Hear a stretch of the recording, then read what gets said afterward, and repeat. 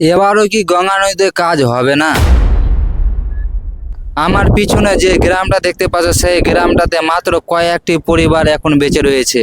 আর আমি আপনাদের একটু এই ছাদটার উপরে, যে ছাদ তো নেই এখন, ছাদটা সম্পূর্ণরূপে ভেঙে গেছে আর অর্ধেক ছাদটা নদীতে পড়ে রয়েছে।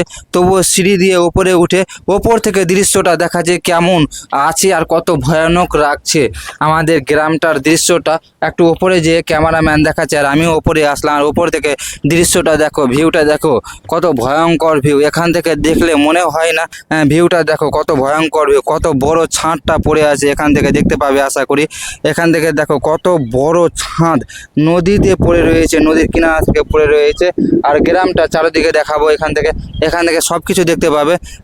এই পশ্চিম পাড়াটা পুরোপুরি শেষ হয়ে গেছে, আর পূর্ব পাড়াতে কয়েকটি বাড়ি ঘর দেখতে মিলছে আশা করি ক্যামেরাতে। তাদেরই বাড়ি ঘর বেঁচে রয়েছে। তারা কিন্তু এখনও কিন্তু এই গ্রামটা, এই মাটিটা, এই ভিটেটা ছাড়তে পারছে না, কারণ এটা পুরাতন ভিটে, আর পুরাতন ভিটে কেউ ছাড়তে চাইছে না। সবাই একটাই আশাতে বসে আছে, কবে কাজ শুরু হবে, কবে আমরা বাঁচবো। কারণ নতুন সরকার এসছে, কাজ হওয়ার সম্ভাবনা আছে, তার জন্যই তারা এখান থেকে অন্য জায়গা যেতে পারছে না। আর যদি কাজ না হয় তো গত 2 মাসের মধ্যে আবার বন্যা হবে, আবার বন্যা হলে আবার কিন্তু ভাঙন হবে। তো নমস্কার, আমি দেবব্রত মণ্ডল আর তোমাদের সবাইকে স্বাগতম আমার নতুন ভিডিওতে। আমি এখন রয়েছি আমাদের গ্রাম মানে মুলিরামটোলা গ্রামে। এই গ্রামটা কোথায় রয়েছে আমি একবার আর বলে দিই। এই গ্রামটা মালদা জেলার রতুয়া থানার মহানন্দটোলা অঞ্চলে মধ্যে পড়ে। আর এই গ্রামটার এখন বর্তমান অবস্থা কি রকম সেটাই আমি তোমাদের আজকের ভিডিওতে দেখাবো।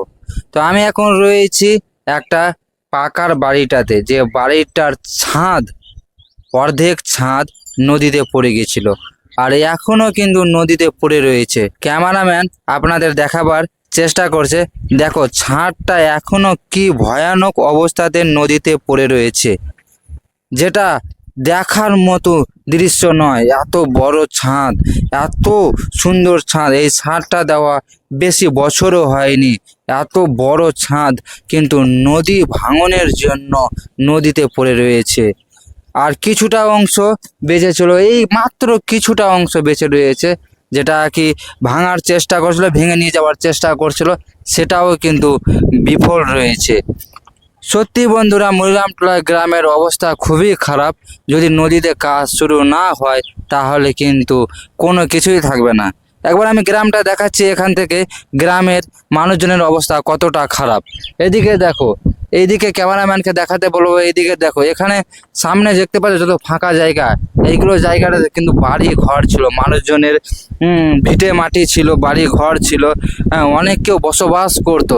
এখন সবাই কিন্তু নদী ভাঙনের জন্য এখান থেকে অন্য জায়গায় চলে গেছে।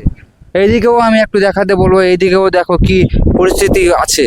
এদিকেও কিন্তু মানুষজনের বাড়ি ঘর ছিল, এখানেও কিন্তু মানুষজনরা বসবাস করতো। এদিকেরও কিন্তু কোনো মানুষজন এই পারে নেই, এরাও কিন্তু এখান থেকে অন্য জায়গায় চলে গেছে। শুধু এই গেটটা, মানে এটা হচ্ছে পশ্চিম দিকটা, আর পূর্ব দিকটা এখান থেকে আশা করি চলে আসবে কি আমাদের পূর্ব দিকটা দেখো, পূর্ব দিকটাতে কিছুটা ঘর বাড়ি দেখতে পাচ্ছ, তারাও খুব কষ্টে বসবাস করছে, তারাও মানে সব কিছু ভেঙে নিয়েছে। আর এখন যে কয়েকদিন থেকে বৃষ্টিপাত হচ্ছে তাতে খুবই অসুবিধা হচ্ছে মানুষদের।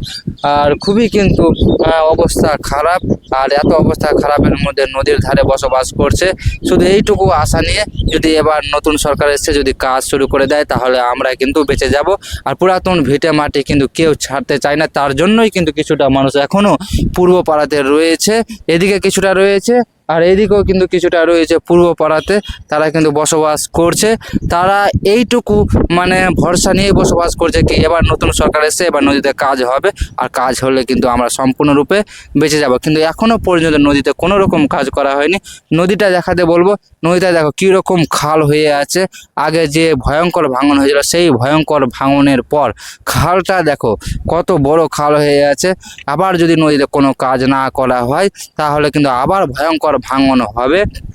আবার কিন্তু বিরাট বড় বড় চাপ নদীর তলায় তলিয়ে যাবে। তার জন্য আমার আর আমাদের গ্রামবাসীদের একটাই অনুরোধ, যত তাড়াতাড়ি সম্ভব গঙ্গা নদীতে কাজ করা শুরু করা হোক, না হলে কিন্তু সম্পূর্ণ মুলিরামটোলা গ্রাম, শ্রীকান্তটোলা গ্রাম, জিত্তুটোলা গ্রাম, এমনকি আমিরচারটোলা গ্রামও ভাঙন হতে পারে। আর এই যে তিনটা গ্রাম প্রথমে বললাম, মুলিরামটোলা, শ্রীকান্তটোলা, জিত্তুটোলা, এই গ্রামটা সম্পূর্ণই কিন্তু মানচিত্র থেকে মুছে যাবে এবার যদি নদীতে কাজ না করা হয়। তো বন্ধুরা, আজকের ভিডিওটা বেশি বড় করব না, এখানে শেষ করলাম। আজকের ভিডিওটা দেখার জন্য তোমাদের অসংখ্য ধন্যবাদ জানাই, আর ভিডিওটা অবশ্যই শেয়ার করো। তো বন্ধুরা, আজকের ভিডিওটা বেশি বড় করবো না, এখানে শেষ করবো। আজকের ভিডিওটা এই পর্যন্তই, এরপরে দেখা হবে অন্য ভিডিওতে।